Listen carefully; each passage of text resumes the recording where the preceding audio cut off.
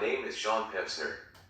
I am a civil rights attorney with severe cerebral palsy who represents others with disabilities in Special Education, Americans with Disabilities Act and Fair Housing Act cases. One quote embodies the idea that civil rights attorneys should have when representing clients. First they came for the socialists, and I did not speak out because I was not a socialist. Then they came for the trade unionists, and I did not speak out because I was not a trade unionist.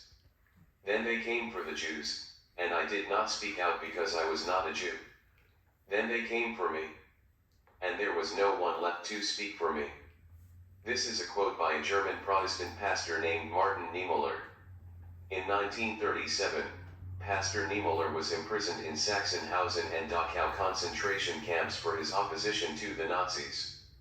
When Hitler first rose to power in 1933, Niemöller did not actively support the Jewish people.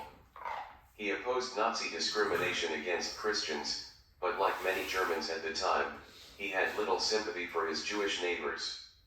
It was not until later, when he learned firsthand of the atrocities committed by the Nazis, that he realized that he should have listened to the Jewish people. We should all learn from Pastor Niemöller's example.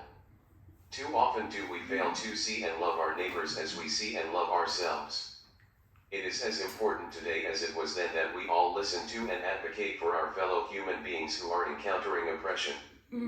Texans with disabilities are facing oppression in the form of forced institutionalization, because the Texas legislature and Governor Greg Abbott have refused to direct adequate funds to provide community-based services to all Texans with disabilities to live with their families and friends instead of institutions. The Texas legislature and Governor Abbott have not really pushed for legislation and policies to combat discrimination of Texans with disabilities in education and employment. I am strongly endorsing Beto O'Rourke for Texas governor. Beto supports passing appropriate legislation to assist all Texans with disabilities to live in the community and have equal access to education, employment, and voting. All my life, I have constantly fought to have access to community-based services, education, and employment.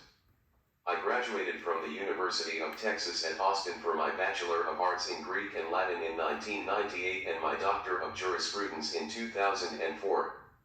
Many lawmakers have not responded to my requests to pass appropriate legislation to help Texans with disabilities to get this equal access. This includes Greg Abbott, who is himself disabled. Abbott has resisted answering the calls from the disability community to push for appropriate legislation that would remove the barriers Texans with disabilities face in obtaining equal access to community-based services, voting, education, and employment. In fact, the Texas legislature and Governor Abbott passed the Texas Voting Act purportedly to protect the integrity and security of Texas elections. Instead of protecting the integrity and security of our elections, this act placed unnecessary barriers to vote for eligible voters with disabilities. This act requires people who help voters with disabilities to sign an oath that they will not coerce or attempt to influence the voters on ballot issues. This oath requirement takes away the self-determination rights of eligible voters with disabilities in that it paternalistically assumes that voters with disabilities may lack sound judgment to choose their assistants to help them cast a ballot. It also gives so-called election watchers the right to challenge the votes of Texans with disabilities, if the watchers believe that assistants are influencing the voters with disabilities. This Texas law imposes a criminal punishment on an assistant who is convicted of unlawfully influencing a voter with a disability. This could have a chilling effect on the voting of Texans with disabilities.